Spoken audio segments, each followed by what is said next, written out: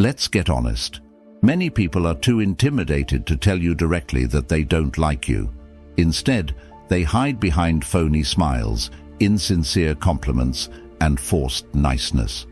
I've experienced this too, believing someone was a friend only to discover they were secretly wishing for my misfortune. It's harsh, but the reality is this: if you don't recognize the indicators, you'll end up squandering your time and energy on individuals who, at their core, don't truly understand you.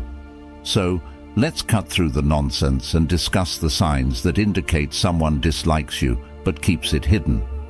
You might not enjoy what you hear, but it's far better to confront the truth than to live in denial. Number 1. They constantly joke about your shortcomings. We all know that one person who delights in making jokes, especially at your expense. They'll poke fun at your quirks, your blunders, and your little imperfections, all while grinning and saying, "I'm just teasing." Initially, it may seem harmless, but let's not deceive ourselves. These jabs often go beyond mere playful teasing. They are calculated insults cleverly disguised as humor, intended to erode your self-worth bit by bit. I recall a time when I was close to someone who always had something to comment about me, my attire, the way I communicated, even the projects I was pursuing. At first, I brushed it off, thinking it was all in good fun, but as time progressed, I noticed a recurring theme. The jokes consistently targeted my perceived flaws, never my strengths. It didn't take long before I started doubting myself, questioning if perhaps I was the issue, if perhaps those flaws were as pronounced as they portrayed. Here's where the controversy arises. Individuals who continually make jokes about your flaws aren't acting out of affection. They're probing to see how much disrespect you'll tolerate. It's a subtle form of manipulation, a method for them to assert superiority while keeping you in a subordinate position. They're conveying to you, in no uncertain terms, that you're beneath them. And the most insidious aspect? They escape accountability because we've been conditioned to think that if we can't handle a joke, we're the ones with the issue. But let's change that narrative. I'm here to assert that there's nothing wrong with standing up for yourself when a joke crosses the boundary. In fact, it's crucial. You deserve to be among individuals who uplift you, not those who belittle you for a cheap laugh. Genuine friends don't need to highlight your flaws to feel superior. They appreciate your strengths and assist you in navigating your weaknesses without making you the target of their jokes. I've witnessed it happen repeatedly. Individuals who allow these types of jokes to slip by, believing it's simpler to maintain harmony rather than create conflict. But here's the profound truth. Permitting others to disrespect you, even in jest, is a precarious path. It begins with minor comments, but over time, those jokes can wear you down, leading you to question your value. And the more you allow it, the more they will push until you're left doubting yourself. All because you didn't want to appear overly sensitive. I had to learn this lesson through difficult experiences. I realized that by laughing along, I was granting them permission to continue. I was complicit in my own disrespect. It wasn't until I began to assert myself, establishing boundaries, that I noticed a change, not only in how they treated me, but also in my self-perception. I ceased allowing their remarks to define me and began to take control of my narrative. So here's my advice. The next time someone makes a joke at your expense, don't merely chuckle it off. Ask yourself, is this genuinely humorous, or is there something deeper at play? If the answer is the latter, don't hesitate to call them out. It might feel uncomfortable. It might even jeopardize the friendship. But your self-respect is worth far more than someone's misguided attempts at humor. Ultimately, life is too brief to surround yourself with individuals who cannot recognize your worth. If their interpretation of friendship revolves around incessantly pointing out your flaws, then it's time to seek out new companions.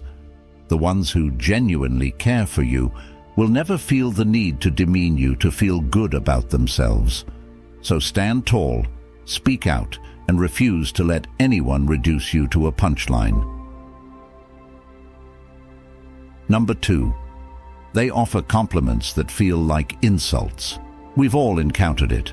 Someone gives you a compliment, and instead of feeling uplifted, you're left with a sour taste, like you've just been hit with a velvet glove. It's the type of compliment that makes you stop and wonder, was that truly a compliment or an insult? And the harsh truth is, often, it's a mix of both.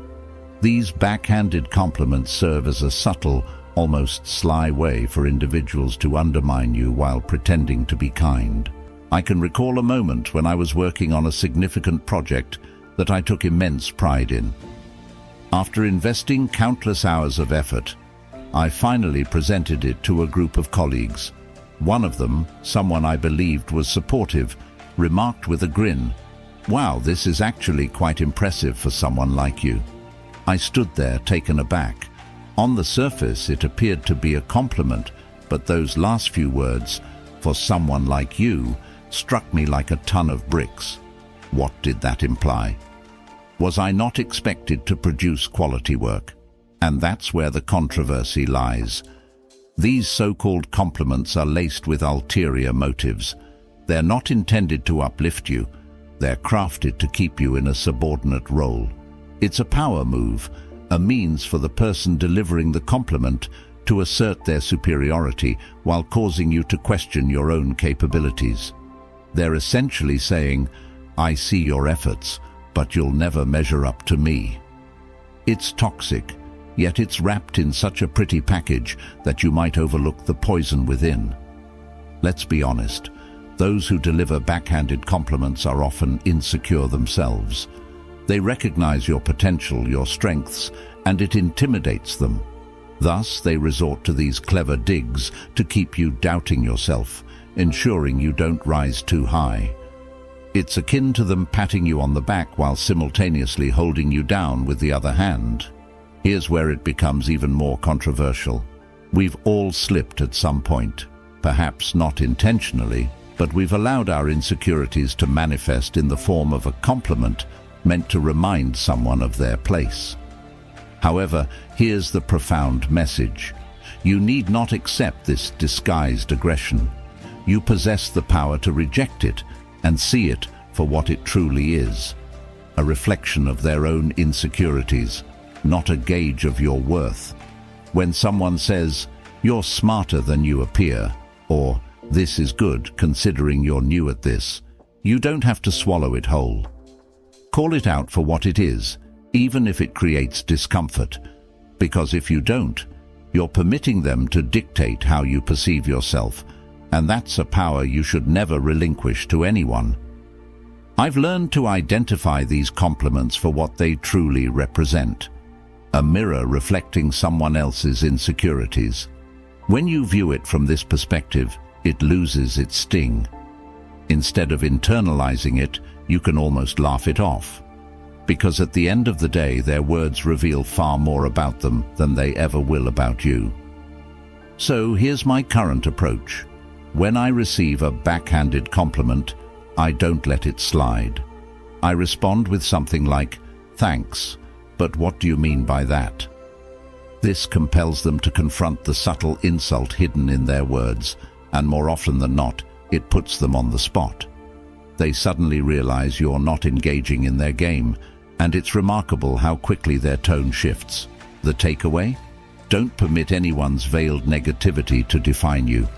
Whether it's a well-meaning friend, a jealous co-worker, or even a family member, remember this: your worth is not up for debate. Compliments should elevate you, not diminish you. If someone's remarks leave you questioning yourself, it's time to scrutinize their intentions instead. Life is too short to squander on individuals who can't sincerely celebrate your achievements.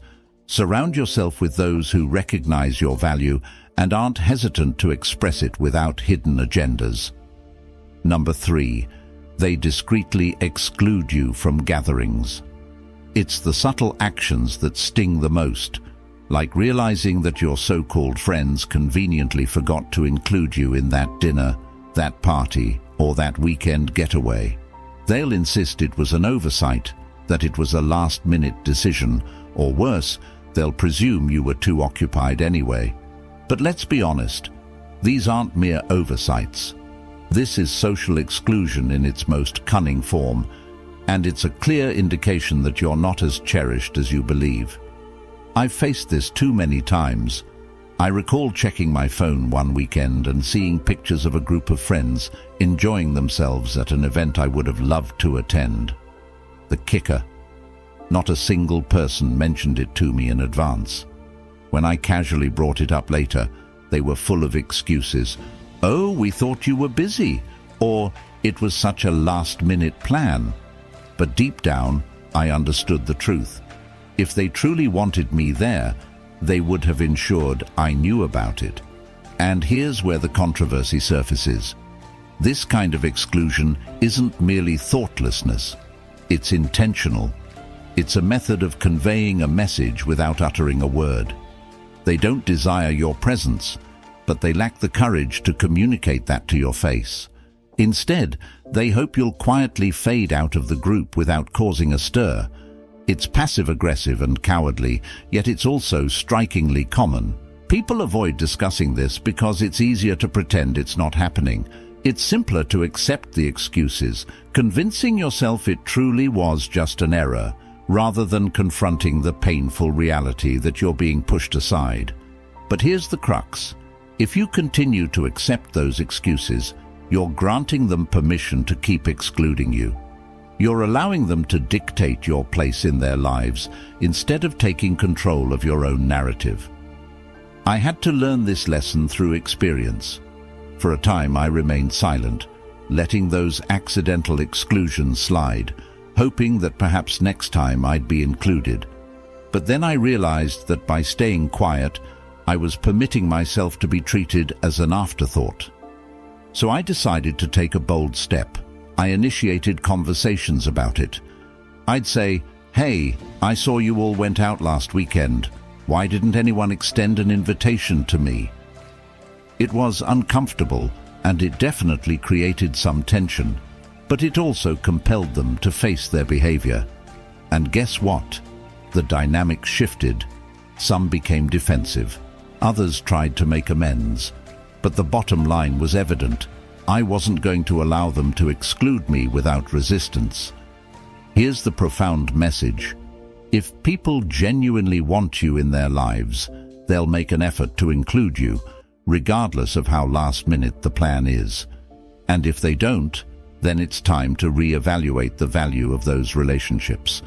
You deserve to be surrounded by individuals who don't make you feel like you're always chasing after their approval or attention.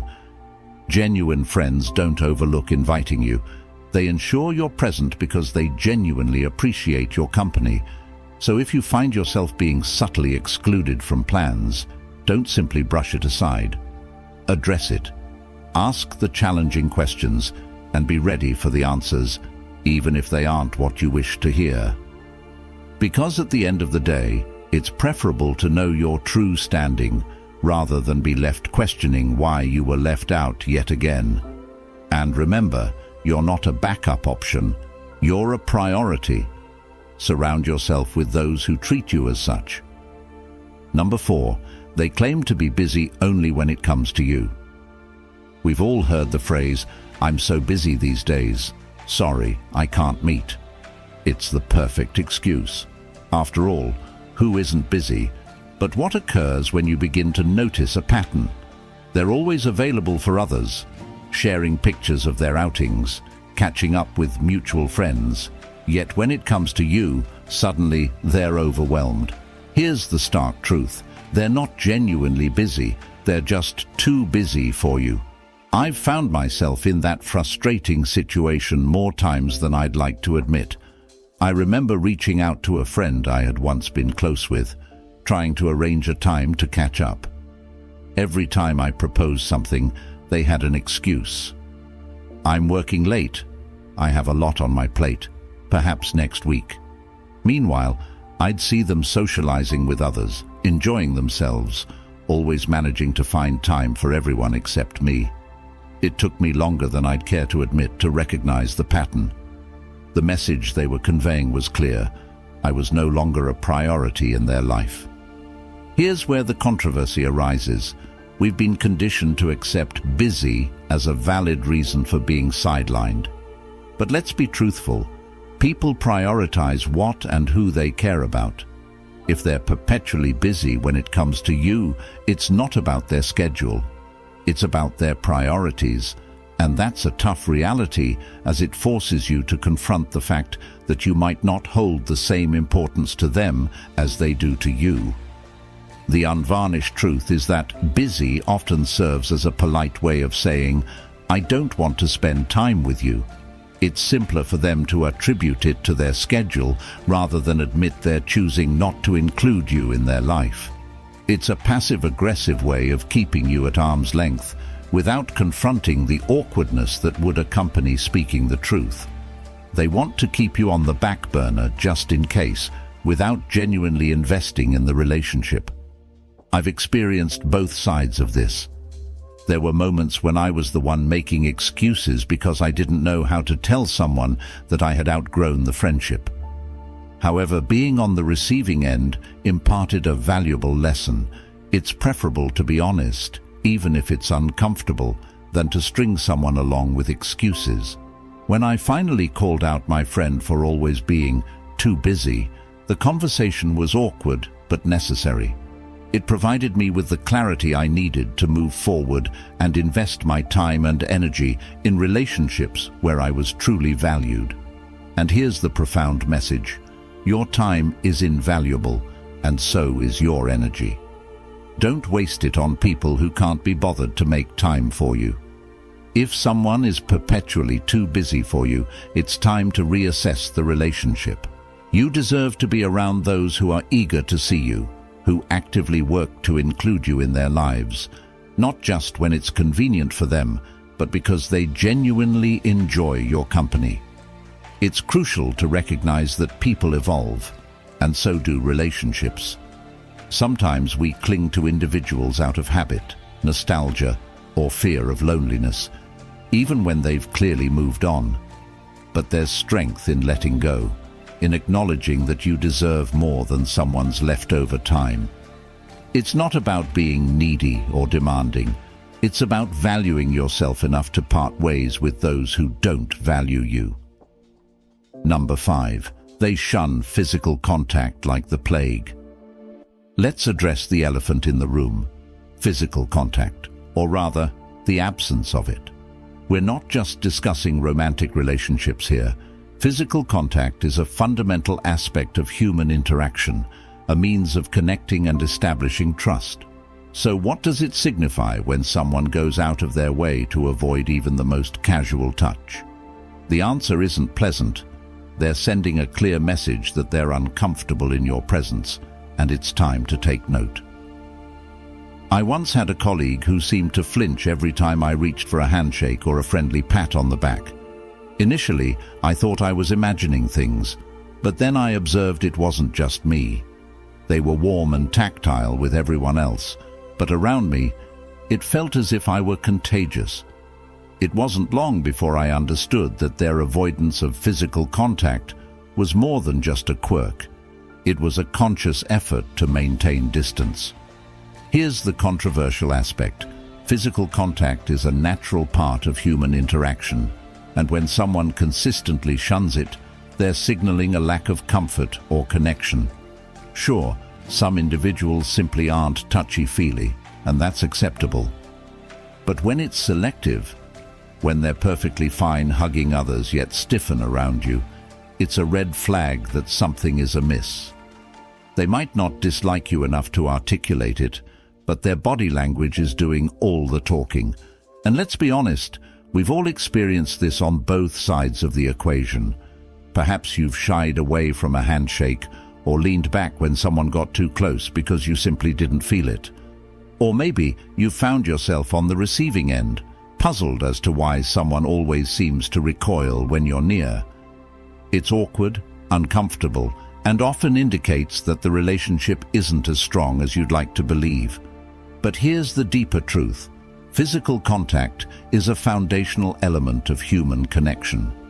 It's how we convey trust, warmth, and empathy.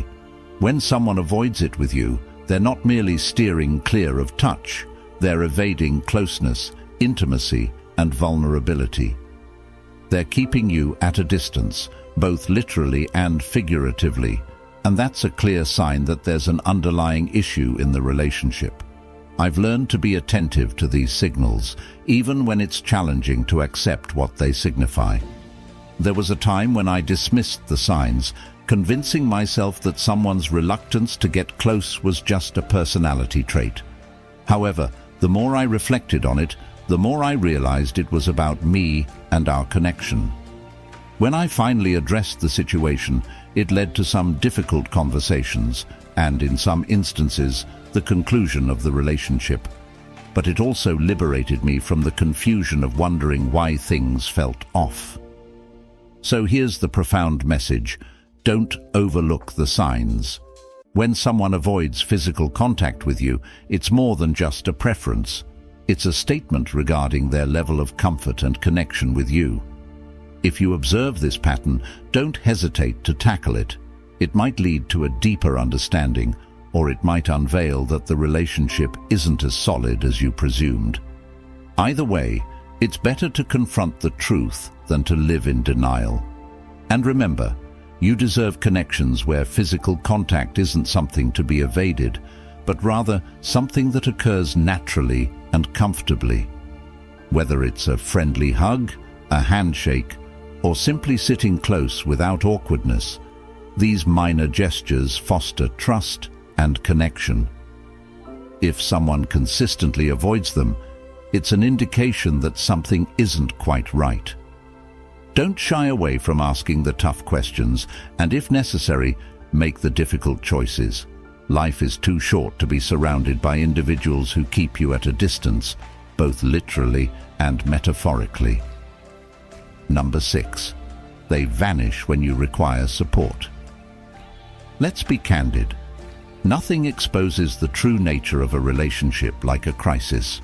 When the going gets tough, you discover who your real friends are. So, what does it reveal about someone when they disappear the instant you need them most? It's not merely a sign of inconsistency, it's a glaring warning that they're not as invested in you as you may have believed. Let's face it, when someone pulls a disappearing act during your darkest moments, it's not just hurtful, it's a betrayal. I learned this lesson the hard way during a particularly challenging period in my life. I was grappling with a significant personal issue, something that deeply unsettled me. Naturally, I turned to the individuals I considered close friends, anticipating some level of support, even if it was just a text or a quick call. But what did I get? Silence. The people I assumed would stand by me suddenly had every excuse imaginable.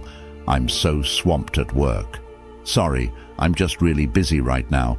I'll check in with you later. Spoiler alert, they never did. Here's where it becomes controversial. Individuals love to proclaim that they'll always be there for you, but when the chips are down, many of them are only present for the good times. They'll celebrate with you, laugh with you, and relish the high points in your life. But the moment things become serious, they're nowhere to be found. It's easier for them to ghost you than to confront your pain or discomfort. They don't want to be dragged into your issues because deep down, they don't care enough to support you when it truly matters. And let's be brutally honest, genuine support isn't about convenience. It's about being present when it's tough, when it's uncomfortable, and when it's the last thing you wish to do. The individuals who vanish when you need them most aren't merely being inconsiderate, they're revealing your standing in their life. They're silently conveying, your problems aren't worth my time. I remember feeling utterly crushed when I realized that the people I had supported in the past, during their breakups, family crises, and career difficulties, couldn't be bothered to reciprocate. It served as a wake-up call, albeit an unwelcome one, but it was also a crucial lesson. Not everyone who smiles at you is genuinely in your corner. Here's the profound message. Support forms the bedrock of any meaningful relationship. It's easy to be present when everything's going smoothly, but the real test of a relationship lies in how people react when things go awry. If someone vanishes the instant you require their help, they're not just letting you down. They're demonstrating they were never truly there in the first place. But don't allow their absence to breed bitterness. Let it inspire you to be better. Use it as a filter to sift out those who don't deserve a place in your life. The ones who stick around, who check in, who show up even when it's inconvenient. Those are the individuals who genuinely matter, and those are the relationships you should nurture and cherish. Ultimately, life is too short to invest in fair-weather friends. Surround yourself with people who will stand by you through the storm, not just bask in the sunshine. Because when you encounter those rare individuals who remain loyal when times are tough, you've discovered something worth holding on to. And as for those who vanish, let them go. They've already shown you their true colors. Number 7. They engage in gossip about you behind your back. Gossip. It's the social poison that spreads faster than wildfire and can ruin relationships in a heartbeat. The truth about gossip is that it's rarely as innocent as people claim. When someone you view as a friend speaks ill of you behind your back, they're not just recounting a harmless tale, they're actively undermining your trust, tarnishing your reputation, and jeopardizing your relationship. And let's be real, when they gossip about you, it's a clear indication that they lack respect for you, regardless of how friendly they appear in your presence. I've been on the receiving end of gossip before, and let me tell you, it's one of the most agonizing experiences. There was a time when I confided in someone I believed was a close friend about a personal issue. I needed to vent, to relieve some of the burden I was carrying, and I trusted this person to keep it confidential. Yet within days, details of that conversation began circulating, twisted and exaggerated. It felt like a game of telephone, only this time the message wasn't merely getting lost. It was being weaponized against me. The individual I trusted had transformed my vulnerability into entertainment for others. Here's the controversial reality. Those who gossip about you aren't just venting or expressing concerns. They're engaged in a power struggle. Gossip serves as a means for them to elevate themselves while belittling you, all without the need to confront you directly. It's cowardly, manipulative, and harmful. They're not simply damaging your reputation, they're eroding the very foundation of trust that any authentic relationship is built upon. And let's clarify one point. Individuals who gossip about others in your presence will certainly gossip about you to others. It's a pattern, not an isolated incident.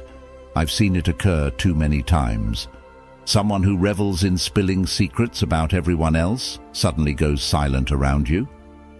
Guess what? They're likely sharing your secrets when you're not around. It's a betrayal of the highest degree, carried out behind your back without affording you the opportunity to defend yourself or even comprehend what's being said. Now, here's where it gets deeply personal. I remember confronting the friend who gossiped about me, anticipating some form of apology or at least an explanation. Instead, they dismissed it as no big deal, trivializing it as just some harmless chatter. But here's the bottom line. Gossip is never harmless.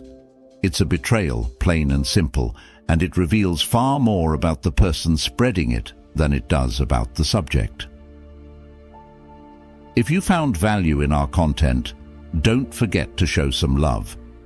Hit that like button, share this with your friends to spread the wisdom, and subscribe to Najma Stoic for more inspiring insights. Join our community on this journey of growth and resilience.